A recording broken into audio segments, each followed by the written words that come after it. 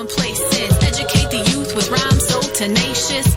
That's the hip-hop group Headucatorz with That's Education, a collective of DJs, producers, MCs, breakers, graffiti artists, and, did I mention, they're teachers. And their main goal is to engage students through hip-hop. Chase March and MikeAll Grandsue are two members of Hip Hop Headucatorz. Chase joins me here in studio, and we've reached MikeAll on the line. They're in Ottawa for a panel at the NAC's Hip Hop Theatre Festival tomorrow. Chase, welcome here in studio, and MikeAll, thanks very much for joining us on the line. Thank you so much. Greetings. Thanks for having us. MikeAll, I was going to start with you. Do you remember the moment when you first heard a hip-hop tune? Oh, definitely. Shout out to my pops. My dad would make his little cassette mixtapes, take me to play the record to get vinyl. One song in particular, Jam On It by Nucleus, was on his cassette tape, and that song just struck me and resonated with me. And from that time, I fell in love with rap and later on learned more about the culture and fell in love with it. Chase, I understand you've been DJing forever. How did that all start? It started a long time ago. Like, I formed a rap group in the 90s, and I had two MCs and a DJ. So it was me and my brother, and we enlisted a DJ. That DJ ended up doing college radio, kind of sucked me into college radio. So I've been doing my own show, Word is Bond Rap Radio. I just hit episode 600 of that. Wow, okay. And I DJ weddings and hip-hop concerts and all sorts of stuff. So tons of fun. MikeAll, why is there a need for something like Hip Hop Headucatorz? Well, sometimes the traditional methods of schooling can disengage our youth. And hip-hop is the dominant pop culture that our youth are attracted to. So infusing lessons with that can just pique their interest and tap into what they're already vibing with. And how did you connect with the rest of the group? MikeAll? We have common interests. We're all hip-hop heads. We're all educators, hence the term hip-hop headucator. And just those commonalities, we would sometimes see each other at events or connect through online.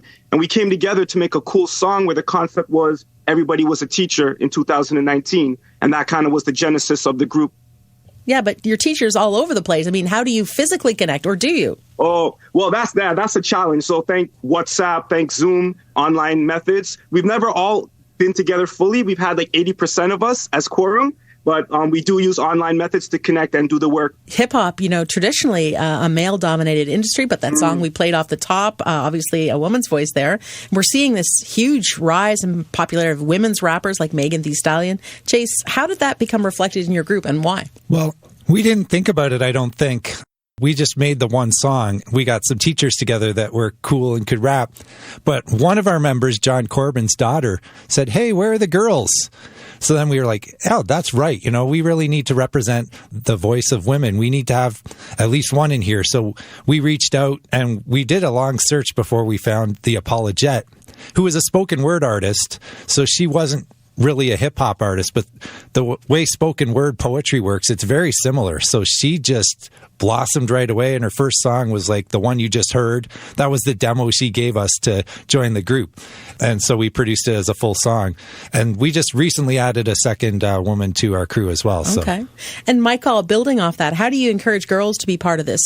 Well, I think just exactly that representation. Oftentimes, most of us, when we show the videos in class, all of the teachers recognize that the girls up and pay extra attention when they see the Apologette and when they eventually see Racy, our new woman rapper. So just the ladies seeing themselves gives them the inspiration and the space to know that they can do it too. Mm-hmm. You guys also have lesson plans available for teachers to sort of pick up on that. How does that work, Chase? We write lessons to go with every song we do, and we put them up in a PDF document, and you can actually download them. If you go download our song off of Bandcamp or our website, you get that lesson as well. And we put a lot of work into that because we are teachers and we want to have ready to use so another teacher can grab it and just use it. And we try to encourage other teachers to bring hip hop into the classroom as well. MikeAll, kids are so savvy these days, right? Do they buy into what you guys are doing, or do they kind of smell a rat? Exactly. They can smell authenticity, and we are authentic hip-hop heads. Like, even before we were teachers, we were either DJing, MCing, graffiti, breakdancing, all the elements, MCing, and we're just being our authentic self. And I think children are keen on that. When they see you being true to you and they see your passions ooze out, they can't help but be taking note of that. And we're also talented too, so I think that they respect that. Sure. MikeAll, can you give me an example of, I don't know, how you might incorporate rap into a lesson in the classroom? For sure. So instead of, analyzing like a Shakespeare poem or a Dwayne Morgan poem or a Robert Frost poem, we would take a verse. It could be Nothing at All by Maestro Fresh West, as we're in Black History Month, and we analyze that. Still looking for the same literary devices, still looking for simile, metaphor, all of that good stuff. So there's the reading. And then we would have, on the flip side, we get the students to do their own writing too. They could use existing verses as a template, pastiche, and then add their own life experiences. And then the final R is reciting, because we write it to recite it. And that's the most hype part. When they perform live, that just really boosts their confidence and helps them be the best version that they can be. Chase, I know you're taking a bit of a break from teaching right now, but when you were teaching, how did you use hip-hop to affect your teaching style? Well, I just am hip-hop. It's kind of like embedded in me. So I would do silly things like when I erase the chalkboard, I would go like I'm scratching a record.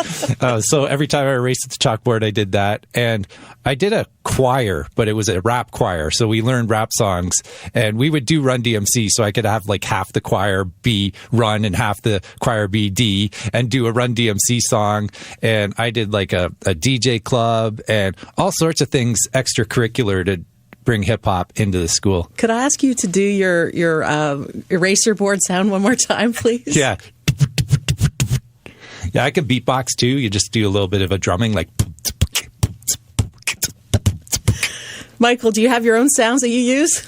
I'm not a beatboxer like that, but I definitely use call and response. When I say SM, y'all say G, SMG.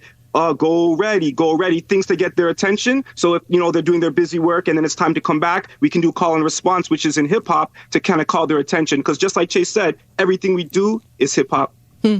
What are you hoping people are going to take away from the event that you're doing at the NAC, MikeAll? Number one, I want them to see the difference between just the element of rap and hip hop culture, because rap is just one part of hip hop culture. There's many elements. And really, we want them to see the educational impact that hip-hop can have in the classroom. The mnemonics can help with memory, the creativity, the writing, the reciting can help with confidence and self-expression. We just want them to know that hip-hop can be a great educational tool as we each one, reach one, teach one. Mm-hmm. Chase, you were mentioning that this is a panel. This is a talking panel, but you brought your gear just in case? Yeah, I brought my turntables. Before we've done workshops, like I'm incorporating music into the workshop. But this one, there's a little bit of a social aspect afterwards. So after our panel, you can stay and hang out for an hour. So I'm going to be spinning some music on my turntables for that. I can't wait to hear this. Thanks so much, guys.